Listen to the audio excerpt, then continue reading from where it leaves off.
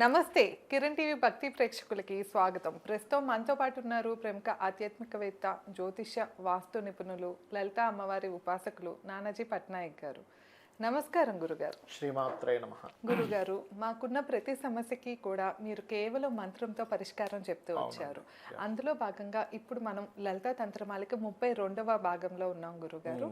ఇప్పుడు నేను అడగపోయే ప్రశ్న వచ్చేసి, చాలా మందికి అంటే చిన్నప్పటి నుండి కూడా వాళ్ళ జీవితంలో సంతోషం లేదని, ఎప్పుడు ఏదో ఘర్షణతో సతమతం అవుతూ గొడవలుగానే ఉంది అని చెప్పి బాధపడుతూ ఉంటారు.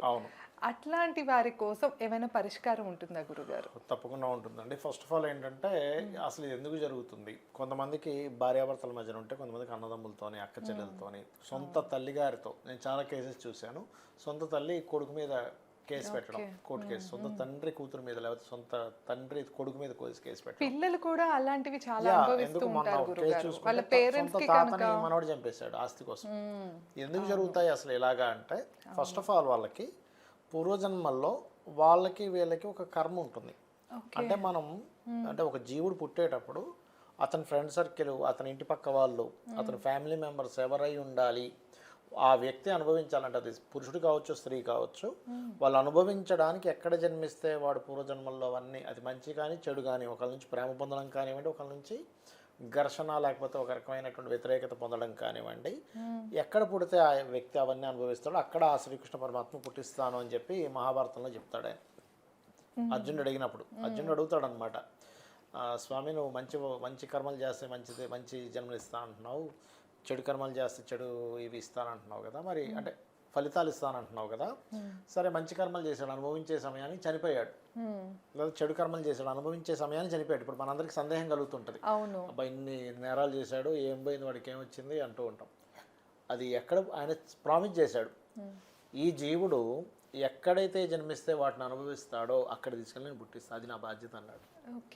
కాబట్టి ఏంటంటే మనం చేసే కర్మలకి ఆ యొక్క జీవుడిని తీసుకెళ్ళి ఎక్కడ పుట్టించాలో అక్కడ పుట్టిస్తాడో ఆ యొక్క పరమాత్మ. ఇది మనం నమ్మాలి. నమ్మినప్పుడు మంచి కర్మలు చేస్తాం. అంటే పరోపకారం పుణ్యం, పరపీడనం పాపం. ఇబ్బంది పెడతాం అవతల వాళ్ళని, అది పాపం కిందకి వస్తూ ఉంటుంది. అది ఇలాంటి కొన్ని చూస్తూ ఉంటాం గురుగారు. కొంతమంది ఏంటంటే చాలా కష్టపడి బిజినెస్ కానీ ఏదైనా మంచి ఒక పీక్ స్టేజ్ కరెక్ట్ గా ఇన్నాళ్ళు కష్టపడ్డాం, సుఖపడదాం అనే పాటికి చనిపోయిన కేసెస్, బిజినెస్ కాదు చాలా విషయాలు ఉంటాయి. ఒకసారి బిజినెస్ బాగా ఎస్టాబ్లిష్ చేశాక వచ్చి అన్నదమ్ములు వచ్చి మావి అని తీసేసుకుంటారు. అవును, అలా భూమి అప్పట్లో ఏదో ఇచ్చేసాంలేండి అనుకుంటే మళ్ళీ వచ్చి లేదు మాకు కూడా వాటా ఉందంటారు. అప్పట్లో ఇచ్చాక డబ్బులు అంటే అది ఎక్కడ సరిపోద్దని మళ్ళీ వచ్చి గొడవ పెట్టుకుంటారు. అన్నీ కూడా అనమాట. అయితే దీనికి లలితాశాస్త్ర నామాల్లో ఒక నామం ఉంటుంది. దానికి ఫస్ట్ తంత్రికంగా ఏం చేయాలి, నామం ఏంటో చెప్తాను. ఒక ఎర్రటి వస్త్రం తీసుకోవాలండి. ఎర్రటి, వీలైతే పట్టు వస్త్రం తీసుకుంటే ఇంకా మంచిది. ఎర్రది వస్త్రం తీసుకొని ఒక రుమాలంత వస్త్రం, లేకపోతే మీ దగ్గర చీర ఉంది, బ్లౌజ్ పీస్ ఉంది, అది పెట్టేసి చక్కగా జరీ వచ్చిన పెట్టేసి 5 పసుపు కొమ్ములు వేయాలి దాని మీద.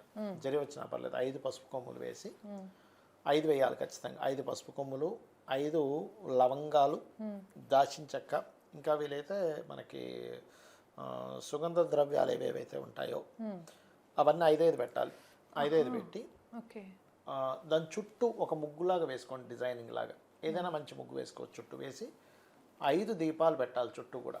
5 దీపాలు పెట్టి, మరి ఆ చీర కాలిపోయేలా పెట్టకూడదు, కొంచెం దూరంగా పెట్టండి. మళ్ళీ పెట్టామండి చీర. అవును, అంటే అలాంటప్పుడు ఒక పెద్ద పీట తీసేసుకుని దాని మీద ఈ వస్త్రం పైన పెట్టి కింద దీపాలు పెట్టచ్చు, దూరంగా పెట్టచ్చు. పెట్టి ఓం అరుణ కౌసుంబ వస్త్ర భాస్వత్ కతి తటి అనేటువంటి నామం ఇది చేయాలి. నమః లాస్ట్లో మరొకసారి చెప్పరా? ఓం మనం ఎట్లాగో డిస్ప్లే చేస్తాం. ఓం అరుణ కౌసుంబ వస్త్ర భాస్వత్ కటి తటియే నమః అని చెప్పి చేసుకోవచ్చు. ఇది ఎంతైతే చేస్తూ ఉంటామో అమ్మవారి యొక్క వస్త్రానికి సంబంధించినటువంటి నామం ఇది. అంటే అమ్మవారు ఎర్రటి చీర కట్టుకొని కటిభాగం కనిపిస్తుందట ఆ ఎర్రటి చీరలో నుంచి.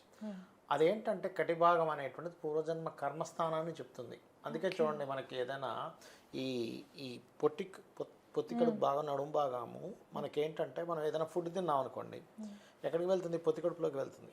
అవును, మన ఫుడ్డే మనకు ఆరోగ్యాన్ని అనారోగ్యాన్ని ఇచ్చేది.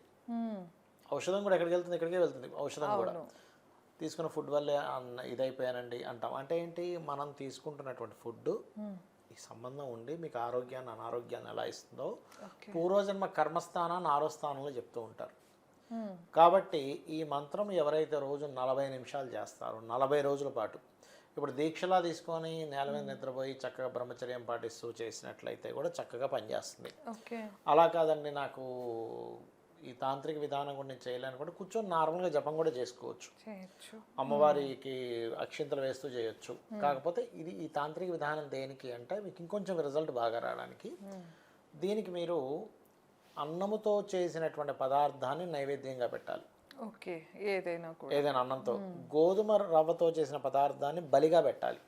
బలిక అంటే పక్షులకు కానీ అంటే ఏం లేదు, ఫస్ట్ చీమలకు కానీ ఆ గోధుమ రవ్వతో చేసిన పదార్థాన్ని అమ్మవారి దగ్గర పెట్టి నీళ్లు తీసుకొని బలి సమర్పయామి అని పెట్టేసిన తర్వాత దాన్ని తినకూడదు. మనం తీసుకెళ్ళి పక్షులకో గోవులకో వేటికైనా పశుపక్షాదాలకు వేయాలి. అంటే ఏమిటి, మీరు చేస్తున్నటువంటి పూజాది కార్యక్రమంలో మీతో పాటు మీ చుట్టూ ఉన్నటువంటి ఎన్విరాన్మెంట్లో ఏవైతే పక్షులు పురుగులు ఏవైతే ఉన్నాయో అవి కూడా మీ ద్వారా ఎప్పుడైతే ఫుడ్ని పొందుతాయో అది భూత సేవ అంటారు.